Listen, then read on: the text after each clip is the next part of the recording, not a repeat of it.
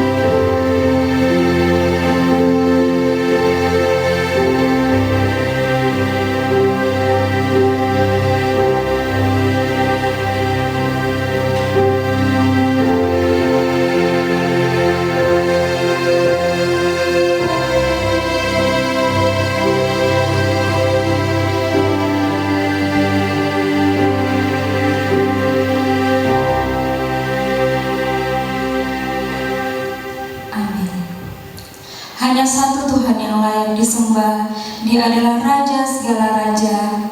Dan mari kita dengan hati yang penuh penyembahan, kita bernyanyi, besar Allahku.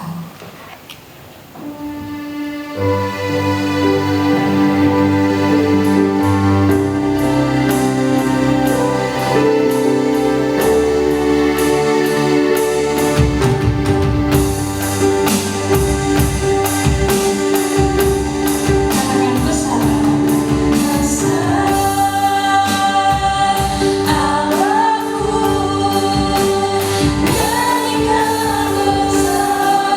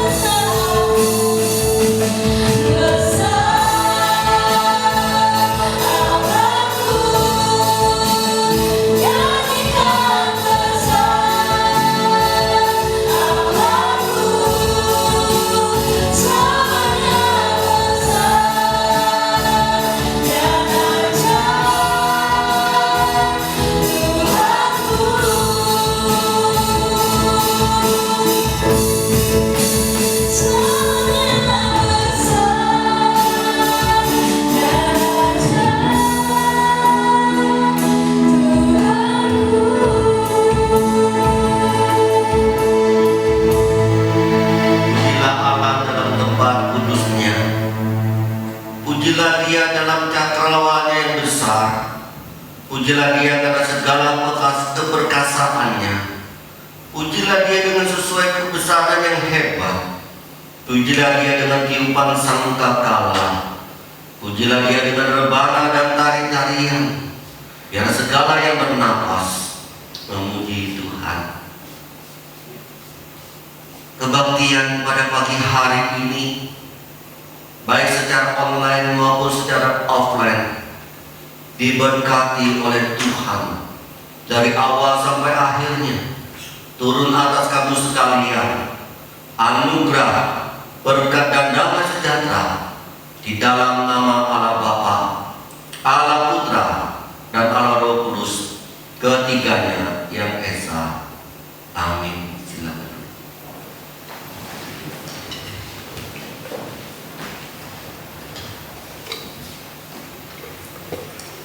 Hidup manusia berjalan dalam 3 fase, yaitu masa lalu, masa kini, dan masa yang akan datang. Orang mengatakan bahwa masa lalu adalah kenangan, masa kini adalah kenyataan, dan masa depan adalah harapan. Dan mereka juga menambahkan bahwa kita tidak akan pernah bisa menghentikan waktu, karena waktu akan terus berjalan. Mungkin sekarang kita berada di dalam masa-masa yang susah, dan terkadang kita sulit untuk melihat kebaikan Tuhan. Ada pula yang merasa bahwa Tuhan hanya diam saat kita menghadapi masalah yang berat. Bahkan banyak yang protes kepada Tuhan dan bertanya, Tuhan, mengapa semua ini terjadi kepadamu? Mungkin jemaat sekalian sedang mengalami masalah dalam pekerjaan, keluarga, keuangan, maupun di dalam hubungan, dan merasa tidak ada jalan keluar, dan hari-hari yang kita lalui membuat kita merasa kita tidak nyaman dan kita tidak sempurna. Namun kita sebagai orang yang percaya kepada Allah, kita meyakini bahwa setiap waktu ialah waktu Tuhan. Melalui berbagai musim kehidupan, baik itu senang maupun sedih, cemas dan yakin, takut dan sedih, kita meyakini satu hal, bahwa bersama Bapa kita bisa melewati semuanya. Saya memberikan waktu kepada jemaat sekalian untuk berdoa kepada Tuhan. Saya dan Sila akan mengirimnya dengan sebuah lagu.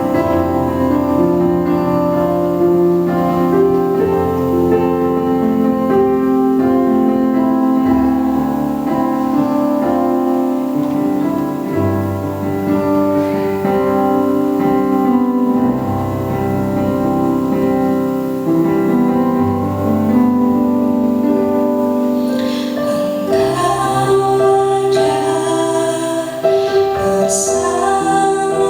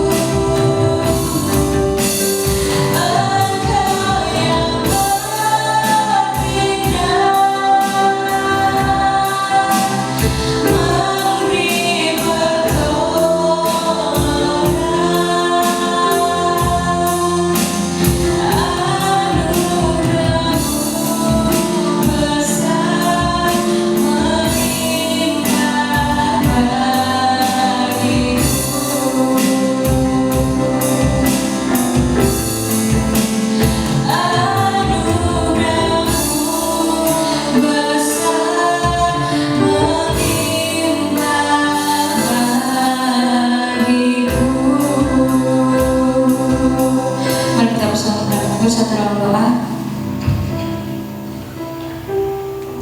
Benar Tuhan, bersamamu kami bisa melewati semuanya. Kami bisa menghadapi semuanya Tuhan. Karena Engkau ada di dalam setiap musim kehidupan kami.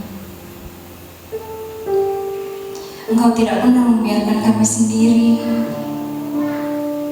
Dan di saat kami lemah, di saat kami jatuh, Engkau yang memberikan kekuatan kepada kami Tuhan. Maafkan kami Tuhan kalau kami sering meragukan kasih-Mu. Padahal kami sudah tahu bahwa ada satu yang tidak bisa diragukan, yaitu kasih yang Engkau berikan kepada setiap kami.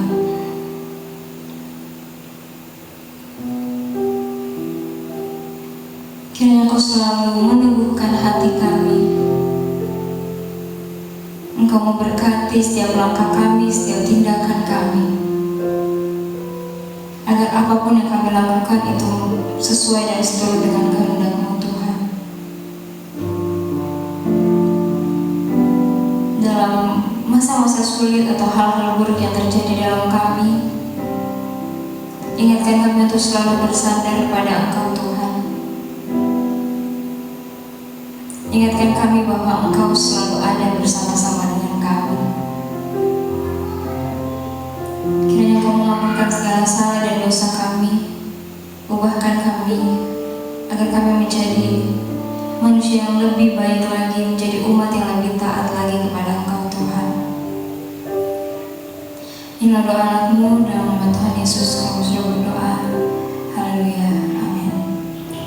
Saya undang jemaat sekalian untuk bangkit berdiri. Dengan seluruh umat percaya di muka bumi ini, mari kita mengakui iman kita melalui pengakuan iman rasuli. Pengakuan iman rasuli. Aku percaya pada Allah, Bapa yang Maha Kuasa, Khalid langit dan bumi, dan kepada Yesus Kristus, Anak yang tunggal Tuhan kita, yang dikandung daripada Roh Kudus, lahir dari anak darah Maria, yang menderita sengsara di bawah pemerintahan Pontius Pilatus, disalibkan, mati dan dikuburkan, turun ke dalam kerajaan maut. Pada hari yang ketiga, bangkit pula dari antara mati, naik ke surga, duduk di sebelah kanan Allah, Bapa yang Maha Kuasa, dan dari sana Ia akan datang untuk menghakimi orang yang hidup dan yang mati. Aku percaya pada Roh Kudus, gereja yang kudus dan am, persekutuan Roh Kudus, pengampunan dosa, kebangkitan tubuh, dan hidup yang kekal. Amin. Ya, masih tetap berdiri. Apa kabar? Apa kabar jemaat sekalian? Luar biasa. Iya. Karena keadaannya luar biasa, itu karena kita punya Allah yang dahsyat. Mari dari utara ke selatan kita naikkan pujian bagi Dia. Kita pujikan Allah dahsyat.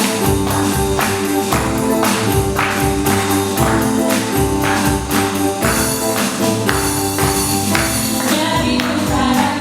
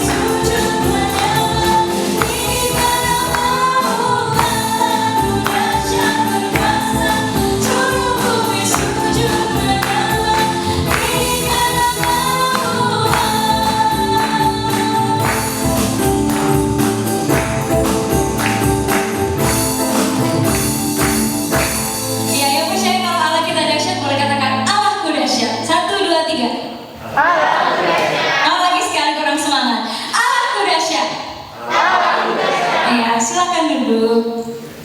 Ya, tadi sudah bersuka cita dalam memuji Tuhan. Sekarang mari kita menyiapkan hati kita, kita buka mata kita, mari kita lihat wajahnya karena kita mau semakin mengenal Tuhan.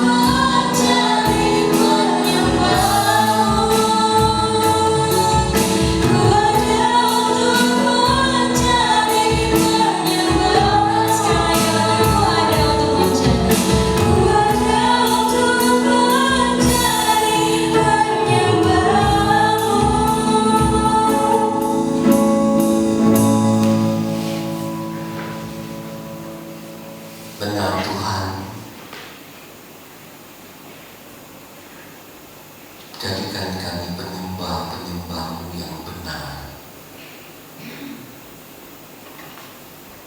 Dan Engkau sudah mengasihi kami, Engkau mencintai kami, Engkau mengampuni dosa-dosa kami, menebus dosa kami. Hanya satu hidup kami menjadi penyembah-penyembah-Mu yang baik. Karena kami tahu Allah kami adalah Allah yang hidup, yang mati, yang bangkit, dari semua orang yang mati. Kami bersyukur kepadamu, Engkau begitu berkuasa. Dan kami bersyukur kami boleh percaya kepada Engkau. Biarlah Tuhan iman kami semakin diteguhkan di tengah-tengah dunia yang bengkok dan yang gelap ini. Kami serahkan waktu ini Tuhan, kami sudah memuji-muji menyembah Engkau. Di pada saat kami duduk diam untuk mendengarkan suara. Berbicaralah melalui hamba yang penuh dengan keterbatasan. Tapi kami percaya kuasa-Mu yang tak terbatas itu akan menyentuh hati kami dan menembus batin kami, jiwa dan roh kami. Sehingga kami mengerti kebenaran-Mu dan mengerti maksud Tuhan dalam hidup ini. Misalkan waktu ini, jauhkan daripada yang jahat. Dalam nama Tuhan Yesus Kristus kami berdoa. Amin. Shalom teman-teman semua. Kita bersyukur hari ini kita boleh berkumpul kembali, boleh menyembah Tuhan kembali. Biarlah kita boleh ada sukacita, ada merasakan kuasa Tuhan, kehadiran Tuhan. Kita membaca firman Tuhan di dalam Markus pasal yang kedua, ayat yang pertama sampai ayat yang ke-12. Adik Daniel akan memimpin jemaat dalam baca firman Tuhan bersama-sama. Markus 2, 1 sampai 12. Kemudian sesudah lewat beberapa hari, waktu Yesus datang lagi ke Kapernaum, tersiarlah kabar bahwa Yesus ada di rumah. Maka datanglah orang-orang berkerumun sehingga tidak ada lagi tempat, bahkan dibuka pintu pun tidak, sementara Ia memberitakan firman kepada mereka. Ada orang-orang datang membawa kepada Tuhan Yesus seorang lumpuh, digotong oleh 4 orang. Tetapi mereka tidak dapat membawanya kepadanya karena orang banyak itu. Lalu mereka membuka atap yang di atasnya. Sesudah terbuka, mereka menurunkan tilam, tempat orang lumpuh itu terbaring. Ketika Yesus melihat iman mereka, berkatalah Yesus kepada orang lumpuh itu, "Hai anakku, dosamu sudah diampuni." Tetapi di situ ada juga duduk beberapa ahli Taurat. Mereka berpikir dalam hatinya, "Mengapa orang ini berkata begitu? Dia menghujat Allah. Siapa yang mendapat mengampuni dosa selain daripada Allah sendiri?" Tetapi Yesus segera mengetahui dalam hatinya bahwa mereka berpikir demikian. Lalu Ia berkata kepada mereka, "Mengapa kamu berpikir begitu dalam hatimu? Manakah lebih mudah mengatakan kepada orang lumpuh ini, dosamu sudah diampuni, atau mengatakan, bangunlah, angkatlah dalam tilammu dan berjalan? Tetapi supaya kamu tahu bahwa di dunia ini Anak Manusia berkuasa mengampuni dosa." Berkatalah Ia kepada orang lumpuh itu, "Kepadamu kukatakan, bangunlah, angkatlah tempat tidurmu, dan pulanglah ke rumahmu." Dan orang itu bangun, segera mengangkat tempat tidurnya dan pergi keluar dari hadapan orang-orang itu, sehingga mereka semua takjub lalu memuliakan Allah, katanya, "Yang begini belum pernah kita lihat." Saudara yang dikasihi oleh Tuhan, ada satu kalimat yang saya baca demikian. Untuk menjadi seorang penolong, itu ada harga yang harus dibayar. Untuk menjadi seorang penolong, ada harga yang harus dibayar. Kalau saya terjemahkan dalam tema kita 1 tahun ini di Kampus Seluruh Kristian, untuk menjadi berkat, ada harga yang harus dibayar. Kalimat ini adalah kalimat yang benar, kalimat yang betul. Untuk menjadi penolong, menjadi berkat, ada harga yang harus dibayar. Ada teman saya yang ingin menjadi penggerak pengabaran Injil, sehingga penginjilan boleh berjalan dengan baik. Ingin gerakan penginjilan boleh terlaksana demi orang-orang boleh mengenal Tuhan dan boleh mengalami keselamatan dan hidup yang kekal. Maka teman saya rela mengeluarkan uang. 1 tahunnya 100 juta lebih. Bukan hanya 100, bahkan 200, bahkan 300, bahkan 1 miliar.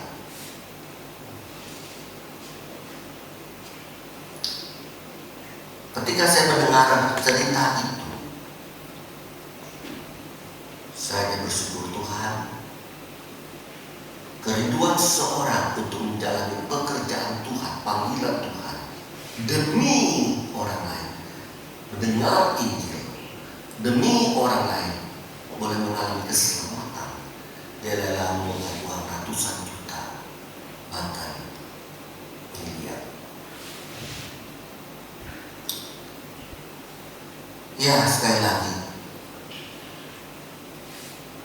harga yang harus dibayar tentu mahal. Tentunya harga yang harus dibayar disambung dengan penuh sukacita dan kerelaan, baru bisa jadi berkat bagi banyak orang. Amin, saudara. Saya sedang berpikir dan saya mengamini bahwa untuk menjadi berkat, menjadi penolong bagi orang lain, intinya harus ada sukacita, ada kerelaan dalam menjalankan tugas itu. Demikian juga kisah yang kita baca dalam perikop ini, di mana Tuhan Yesus pada waktu itu pergi ke kota Kapernaum. Tetapi kita lihat sebelumnya di dalam pasal 1, di sana Tuhan Yesus yang penuh dengan kuasa, dengan penuh keilahiannya, di dalam pasal 1 dia di sana di bait Allah saja ia menyembuhkan orang yang kerasukan setan. Di dalam pasal 1 di sana Tuhan Yesus dan kuasanya menyembuhkan mertua Simon. Kemudian di sana dikatakan juga orang kusta itu tahir. Akhirnya orang melihat kuasa Tuhan Yesus itu memang luar biasa. Ya, memang luar biasa. Karena Tuhan Yesus adalah Tuhan Allah yang hidup. Lalu banyak orang mencari akan Tuhan Yesus. Sampai di kota Kapernaum pun orang-orang begitu banyak mencari dia. Tentunya ingin melihat Yesus, ingin lebih dekat dengan Yesus, ingin mendapat pengajaran daripada Tuhan Yesus, ingin mendapatkan berkat, bukan hanya jasmani, juga jasmani, bukan saja rohani, tetapi juga jasmani. Saudara, di sana ada seorang lumpuh, tentunya mengharapkan ada kesembuhan. Kemudian ada teman-temannya 4 orang juga ingin orang lumpuh ini sembuh. 4 orang ini ingin menjadi penolong, ingin menjadi berkat bagi orang lumpuh ini. Akhirnya teman-teman, kalau kita melihat bahwa orang lumpuh ini benar-benar sembuh, disembuhkan oleh Tuhan, itu singkat ceritanya. Pertanyaannya adalah,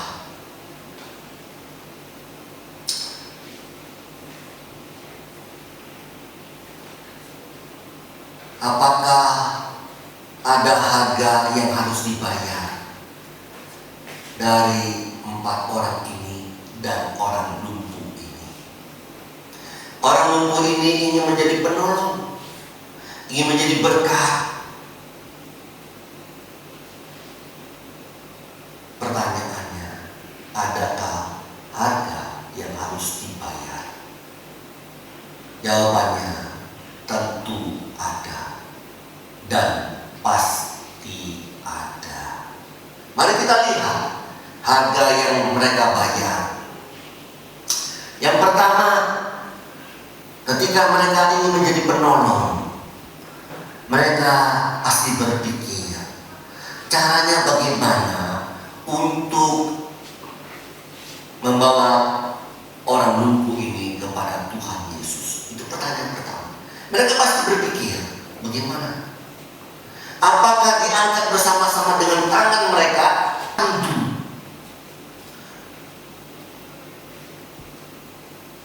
Kalau pakai tandu, kita harus bikin lagi. Kita akan usaha lagi untuk membuatnya. Mereka sudah berpikir untuk melakukan hal itu. Ya tentunya akhirnya mereka dikatakan mengangkat akan orang lumpuh ini. Tampilkan ayatnya. Saudara, itu yang pertama. Untuk menolong orang lain itu kita harus berpikir yang terbaik yang kita dapat lakukan untuk orang itu bagaimana. Yang kedua, oke, kita siapkan tandu itu atau kita angkat, kemungkinan besar pakai tandu. Oke, sekarang bagaimana kita membawa dari tempat ini, tempat orang lumpuh itu kepada Tuhan Yesus. Mereka harus mengangkat orang lumpuh ini. Mereka harus tandu orang ini, mereka angkat orang ini. Mereka harus mengeluarkan tenaga mereka. Kita tidak tahu berapa perjalanan jauhnya dari tempat orang lumpuh ini sampai ke rumah di mana Tuhan Yesus itu berada. Kita tidak tahu. Saya pikir cukup jauh.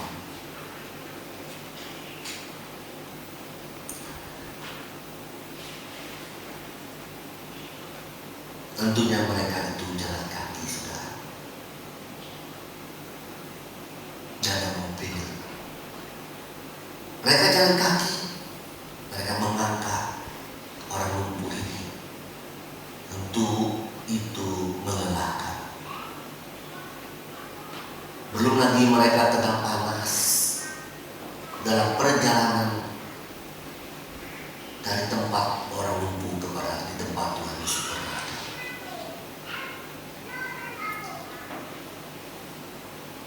Mereka tentu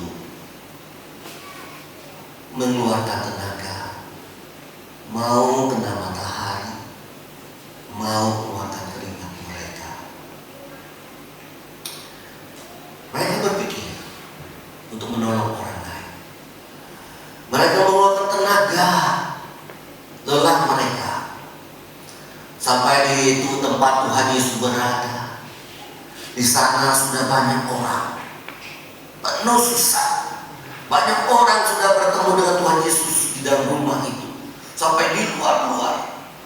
Sampai di halaman. Mereka tidak bisa masuk. Dikatakan mereka tidak bisa masuk.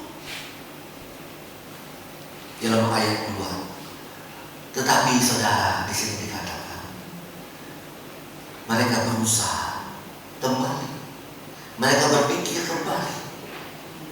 Bagaimana caranya supaya mereka bisa bertemu dengan Tuhan Yesus? Karena mereka yakin bertemu dengan Tuhan Yesus, orang lumpuh itu dapat disembuhkan. Sekali lagi, ini konsep pertama. Ada keyakinan. Nanti saya sebutkan kenapa dia punya keyakinan bahwa orang lumpuh yang dibawa itu pasti disembuhkan oleh Tuhan Yesus. Punya keyakinan, punya iman. Saudara, Akhirnya mereka dapat ide. Bagaimana kalau kita turunkan orang lumpuh ini dari atap rumah? Kita buka atap rumah, kita turunkan orang lumpuh ini di tengah-tengah Tuhan Yesus berada. Apakah itu mudah? Juga tidak. Oh iya, baik. Kita harus izin dulu dong yang punya rumah itu, bukan? Nggak sembarangan langsung. Ya Dorji, betul? Kamu capek ya? Jaga sembarang ketahuan orang-orang capek dan mau tidur. Saudara yang dikasih oleh Tuhan, mereka coba bertemu dengan tuan rumah. Mereka minta izin dulu dong. Misalnya Santi, Musa, Hena, Cen. Ya dah, Cen aja dah minta izin aja misalnya. Atau Santi aja dah, berani dah Santi. Saudara, tidak mudah untuk minta izin. Mau dah atau dibongkar. Jarang terjadi seperti itu. Akhirnya mereka minta izin. Lelah bertemu dengan tuan rumah. Ya kembali lagi puji Tuhan bahwa tuan rumahnya mengizinkan. Mereka membuka atap itu. Terus mereka coba kembali lagi, berusaha mengangkat orang yang lumpuh itu ke atas rumah. Itu kira-kira 3 sampai 4 meter. Tidak mungkin 4 meter lah kira-kira. Atap itu rata-rata 4 meter. Ruangan itu tingginya 3 meter. Belum lagi sisi atasnya. Ya 4 meter lah. Saudara, mengangkat orang lumpuh dari bawah ke atas itu juga berat. Kalau saya mengangkat akan orang itu bawa dari rumah ke tempat Tuhan Yesus masih lumayan lah, itu datar. Kalau bawa orang itu dari bawah ke atas, itu tentu lebih berat karena ada gravitasi bumi. Mereka berusaha mengangkat orang lumpuh ini. Sekali lagi itu tidak mudah. Tentu pakai tali. Mereka cari usaha tali itu. Mereka mengangkat itu. Saudara, saya sampai atas orang lumpuh itu pun pelan-pelan diturunkan di depan Tuhan Yesus pakai tali. Sekali lagi tentu ini melelahkan, bukan? Tentu ini melelahkan. Yang keempat, di sana dikatakan bukan hanya berpikir saja, bukan hanya mengeluarkan tenaga saja, bukan hanya mereka berusaha, tapi mereka mau lebih lagi di dalam berusaha, di dalam mengeluarkan tenaga mereka demi orang lain. Coba kita lihat suatu gambaran yang dituliskan Allah di dalam Alkitab ini. Gambaran yang begitu jelas. Menolong orang, iya. Set yang pertama sih gampang. Masuk set yang kedua lagi lebih berat lagi. Maukah kita menjadi penolong? Maukah kita menjadi berani membayar harga? Kadang-kadang Tuhan izinkan kita terjadi seperti itu. Mau menolong orang lain tak gampang selesai. Belum tentu.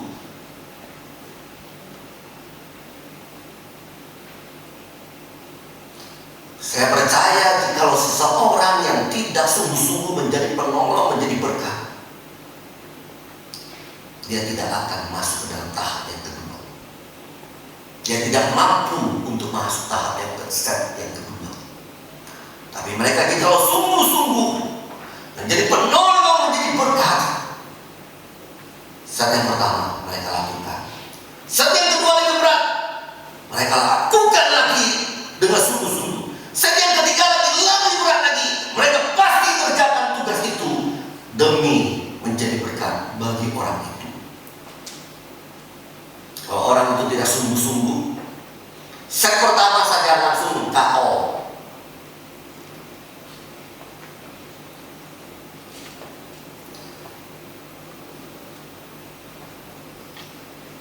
Saudara yang dikasihi Tuhan, mau menjadi berkat bagi gereja,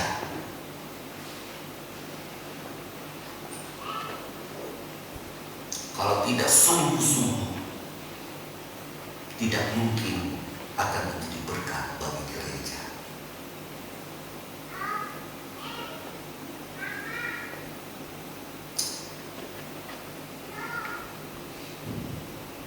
Itu tidak ada masalah di dalam gereja, meninggalkan gereja.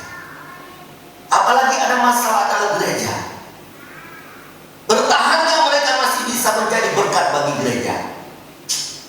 Tidak ada masalahnya mereka meninggalkan gereja, apalagi ada masalah.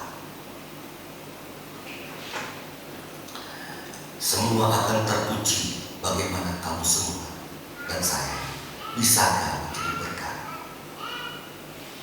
bagi banyak orang, bagi pekerjaan Tuhan, ketika ada tantangan yang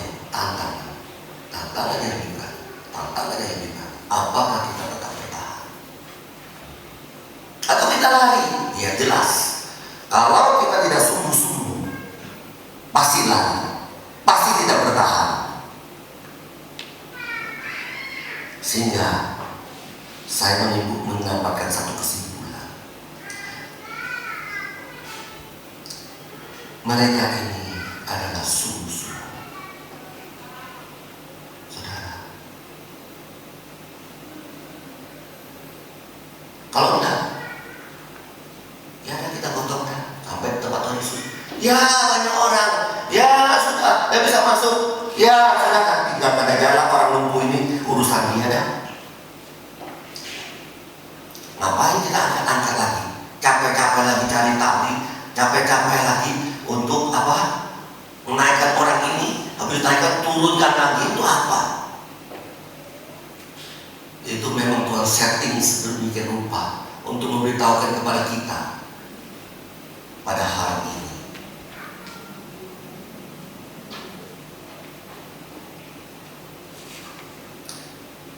Kadang-kadang melihat orang-orang yang baru set yang pertama sudah lari,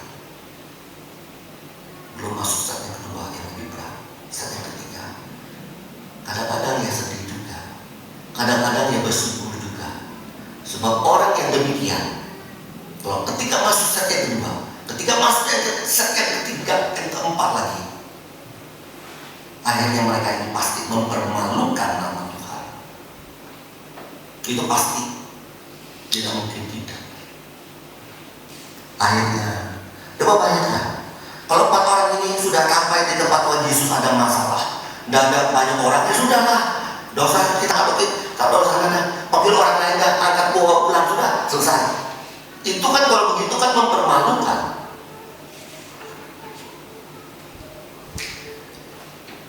Saudara yang dikasihi oleh Tuhan, artinya ketika masuk dalam satu kesimpulan akhir, ketika kita ingin menjadi berkat, jangan melakukannya sampai di tengah-tengah saja, tidak selesai, jangan.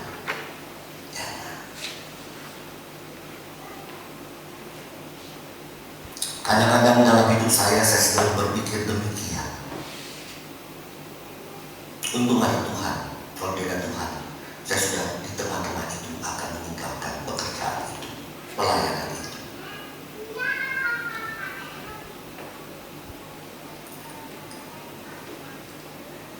Tapi ketika saya mempersiapkan khotbah ini, saya dikuatkan kembali. Saudara yang dikasihi oleh Tuhan, saya sedang berpikir,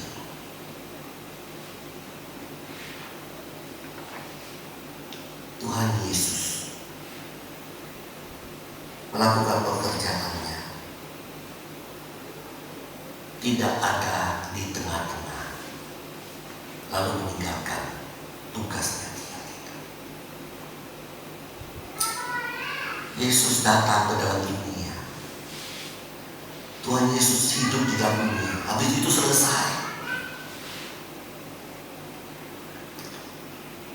Tidak. Dia bisa saja berkata, aku udah mati. Sudah dia lari. Dan daripada salib itu bisa.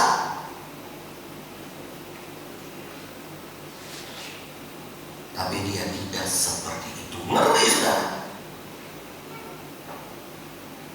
Dia dipanggil untuk menjadi berkat bagi dunia, untuk menyelamatkan manusia, untuk memberikan penebusan bagi manusia, untuk membebaskan manusia dari kebinasaan, untuk membawa manusia hidup dalam kekekalan.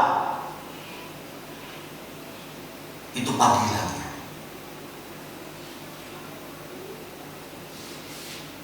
Dia datang ke dalam dunia. Itu pun sudah seperti itu. Sementara kita merayakan Natal di tempat yang paling hina lagi.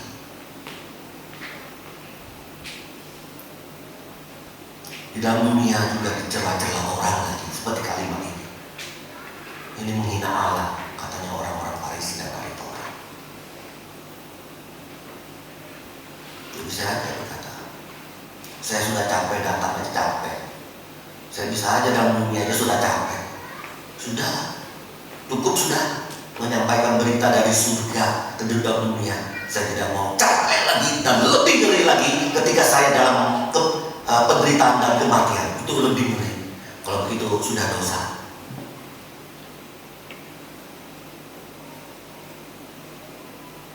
Tapi Tuhan Yesus tidak di tengah-tengah, di dalam perjalanan menjadi penolong, penyelamat bagi manusia. Ini saya belajar. Ini yang menguatkan saya. Sekali lagi, kalau tidak ada, saya sudah meninggalkan pelayanan saya, meninggalkan keluarga saya, meninggalkan tugas yang ada di tengah-tengah yang sudah diberikan Tuhan kepada saya. Saudara yang dikasih oleh Tuhan, dia kerjakan terus. Sampai di atas kayu salib dia berkata, sudah selesai.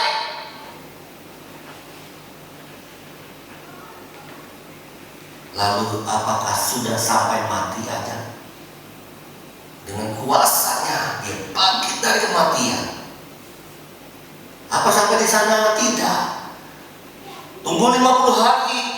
Dia menyatakan diri naik ke surga, dilihatkan kepada manusia. Dia naik ke surga. Yesus itu hidup, masuk ke surga, benar-benar naik ke surga. Terus dia berkata, itu cukup tidak? Dia di surga menjadi imam yang mendoakan saudara sampai hari ini. Sampai ketika dia datang ke dalam bumi yang kedua kalinya, dia membawa saudara dan saya ke dalam kerajaan surga. Itulah tugas beliau, Tuhan Yesus Kristus, yang tidak mengerjakannya setengah-setengah.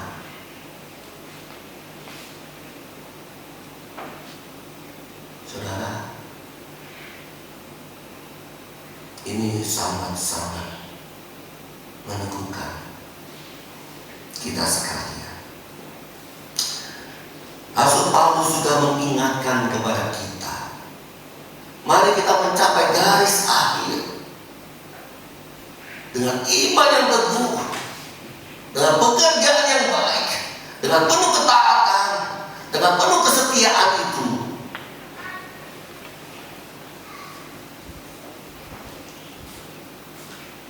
Saudara yang dikasih oleh Tuhan, inilah yang dilakukan. Sekarang pertanyaannya, ketika kita menjadi berkat, menjadi penolong 4 orang itu bagi orang lumpuh itu, kita melihat imannya yang luar biasa. Tahap pertama mereka capek,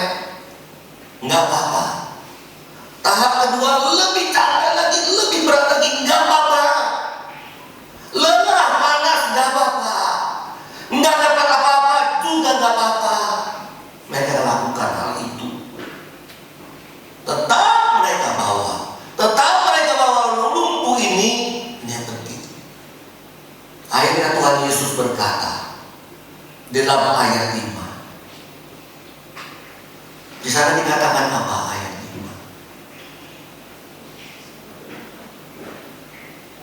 5? Yesus melihat iman mereka, iman orang lumpuh itu, empat orang itu.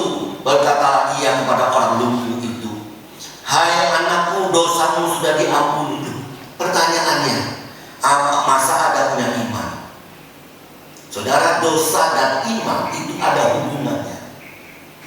Tuhan melihat imannya kalian, melihat imannya orang lumpuh itu dan empat orang itu yang punya iman kepada Tuhan Yesus, kepada dirinya, bahwa di dalam diri Tuhan Yesus ada belas kasihan, ada kasih karunia yang ada memberikan pertolongan kepada orang yang datang kepada Dia, yang berharap kepada Dia. Itulah imannya.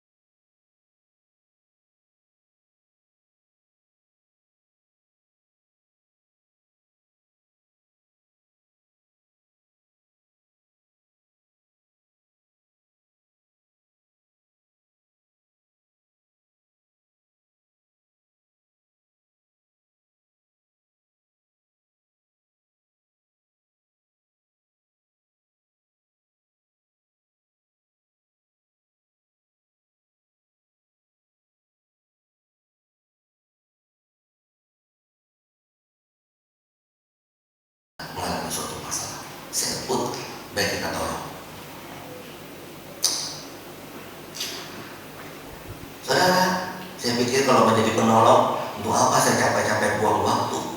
Saya punya kerjaannya banyak. Masalah psikologis, masalah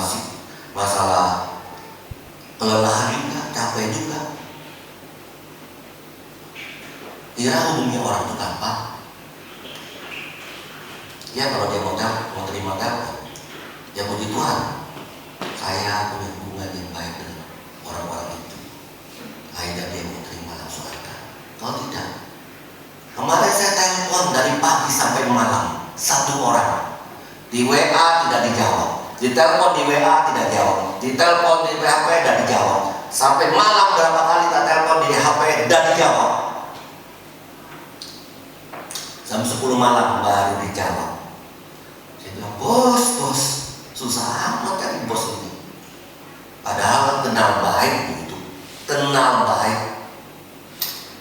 Padahal saya pikir, dia kenal baik, belum tentu juga bisa ada urusan sedikit mengenai pembangunan.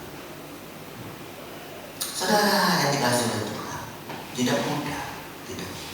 Untuk menjadi penolong itu tidak mudah. Kalau ada tidak kelelaan hati, tidak ada sukacita, apa dapat berkatnya sih? Jangan berpikir demikian.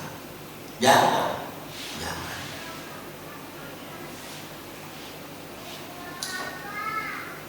Saudara yang dikasih oleh Tuhan, biarlah Tuhan menolong kita. Bagaimana kita boleh menjadi berkat? Ya. Yang paling penting yaitu 4 orang ini menjadi alat Tuhan. Kenapa harus ditulis dalam Alkitab? Yaitu yang Tuhan mau. Yang saya lihat itu begitu indahnya. Set yang pertama lebih gampang, tak bisa diterima. Maukah terus menjadi penolong, menjadi berkat? Akhirnya orang pun berat pun mereka kerjakan. Itu yang Tuhan pesankan di dalam bagian ini, yang Tuhan pesankan kepada kita hari ini. Kalau tidak ada uangnya ngapain? Kalau tidak ada bonusnya ngapain? Jangan berbeda. Jangan beda dengan konsep dunia ini.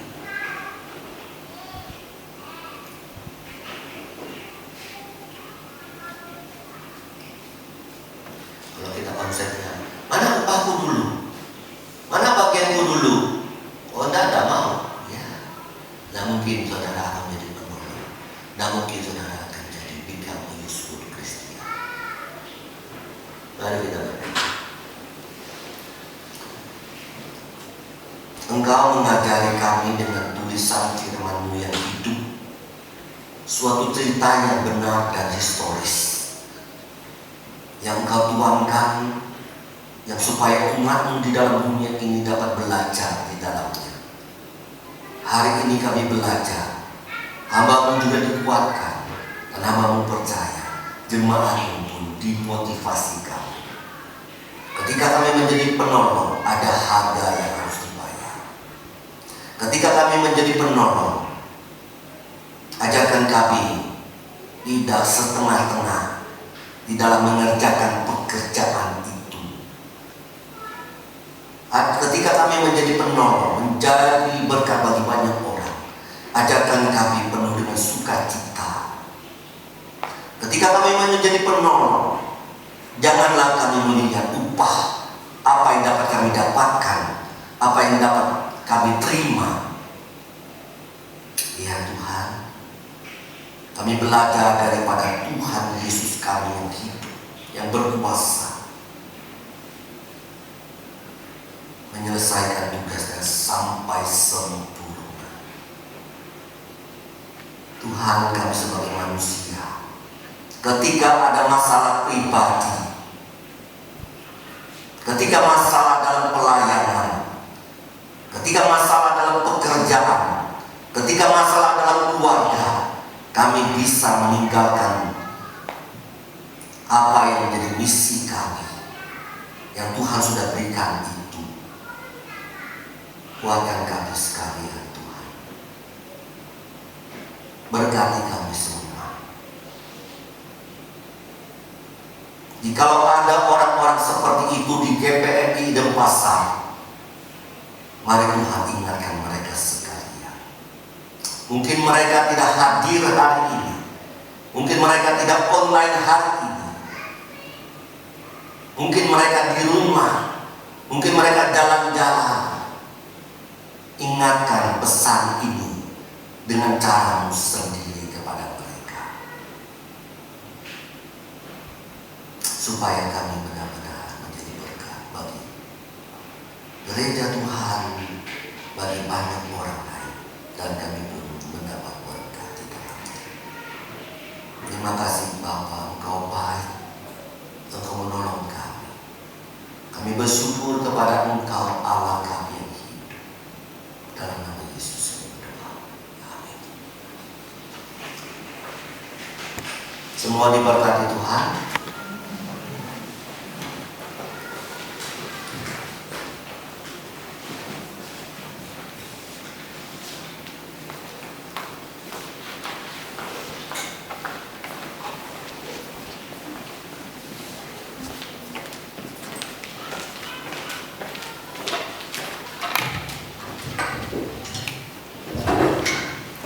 Tadi kita sudah mendengarkan firman Tuhan. Sekarang tiba saatnya kita untuk memberikan persembahan. Sambil menjalankan persembahan, kita pujikan lagu Jangan Lelah.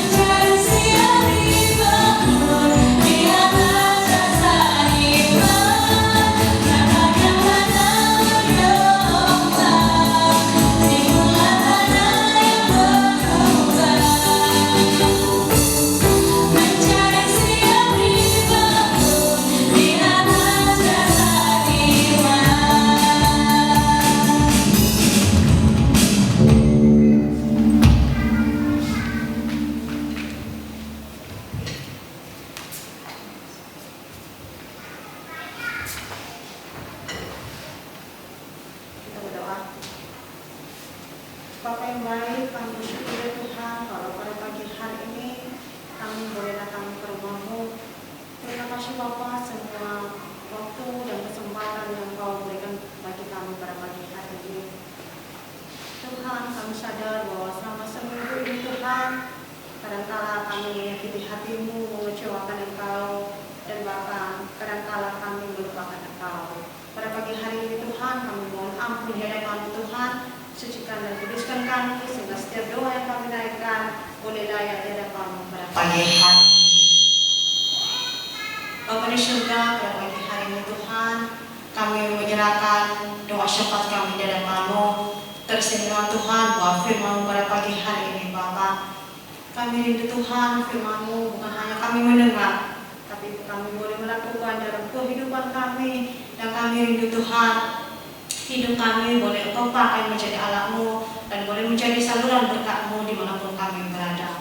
Berkati juga hamba-Mu Tuhan yang telah berhenti bicara. Kami rindu Tuhan Engkau pakai hamba-Mu semakin hari semakin luar biasa Tuhan, baik dalam pelayanan, dalam rumah tangga, atau dalam pekerjaan Tuhan. Engkau memberikan kekuatan, kesehatan, umur yang panjang Bapa. Jauhkan dari orang-orang yang jahat. Engkau yang melindungi, tutup bungkus dengan kuasa dalam-Mu. Bapa di surga, pada pagi hari ini juga kami juga menyerahkan buat pembangunan gereja ke dalam tangan-Mu. Kami percaya Tuhan dan kami yakin kalau kami berharap dan bersandar kepada-Mu, tidak ada yang tidak mungkin bagi-Mu. Bapa yang baik, pada pagi hari ini juga kami juga teringat buat jemaat-Mu, para jemaat-Mu yang tidak hadir pada pagi hari ini. Tuhan, dimanapun mereka berada, Engkau juga yang mengetuk pintu hati mereka, Engkau juga yang menjamah setiap mereka Tuhan. Apapun keberadaan mereka pada pagi hari ini, mari Tuhan Engkau campur tangan, Engkau memberikan jalan keluar bagi mereka. Dan kami yakin Tuhan Engkau memberi yang terbaik bagi mereka. Bapa yang baik, pada pagi hari ini juga kami juga telah mengumpulkan persembahan kami. Kiranya persembahan kami Tuhan boleh menjadi persembahan yang berupa harum di hadapan-Mu, dan boleh Tuhan melebarkan kerjaan-Mu dalam dunia ini. Terima kasih Bapa yang baik. Kami percaya Tuhan Engkau telah mendengar setiap doa kami, dan kami yakin Tuhan Engkau akan indah doa kami, ucapan syukur kami pada pagi hari ini. Dan jalan kehendak kami yang terjadi, biarlah kehendak-Mu yang terjadi bagi kami. Kami berdoa dan bersyukur dalam satu nama Tuhan kami Yesus Kristus Allah kami yang hidup. Haleluya, amin.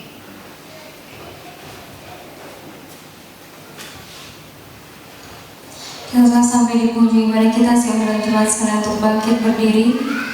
Mari kita kembalikan segala kemuliaan kepada Tuhan. Kita pujikan doxologi.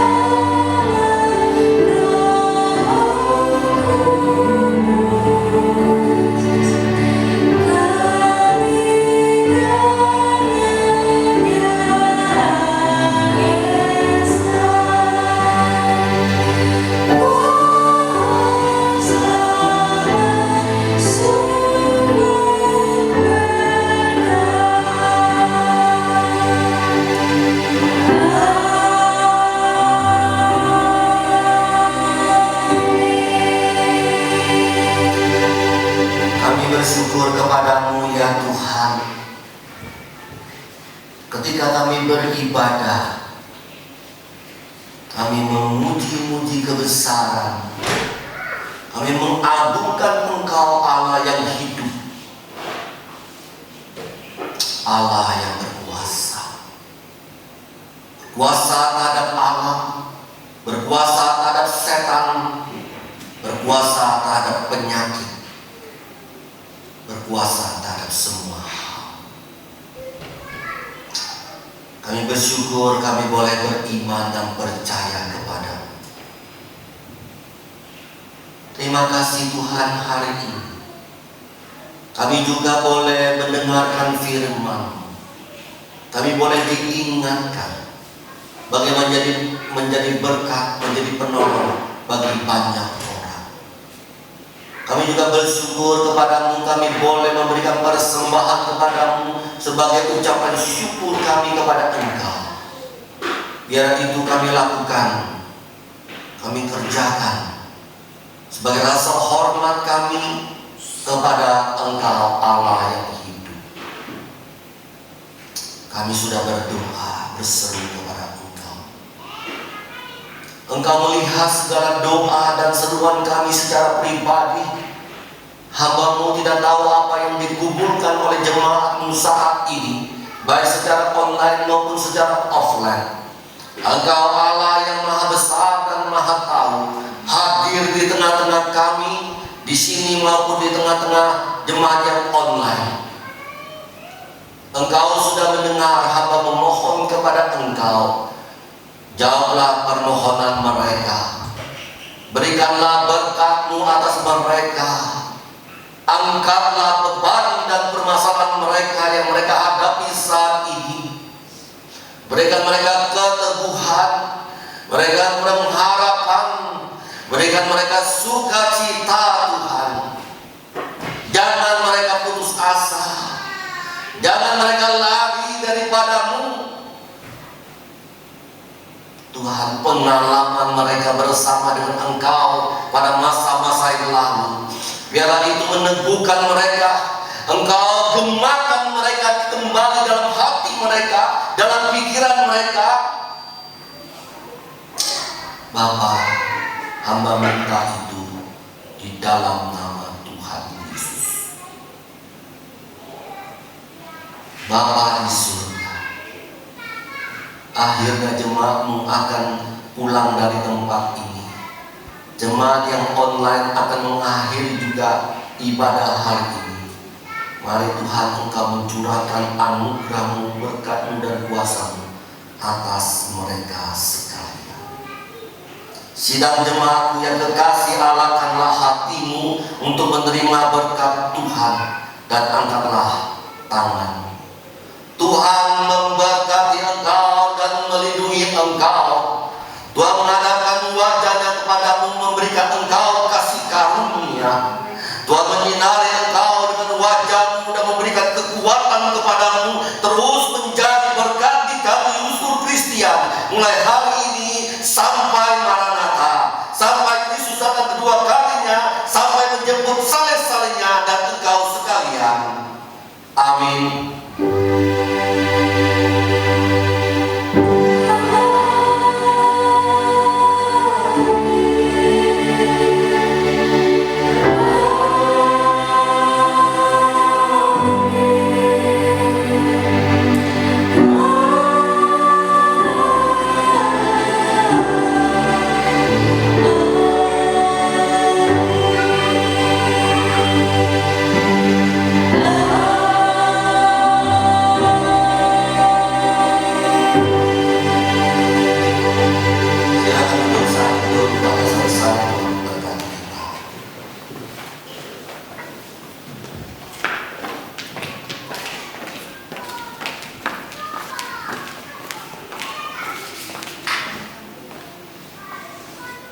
Baik,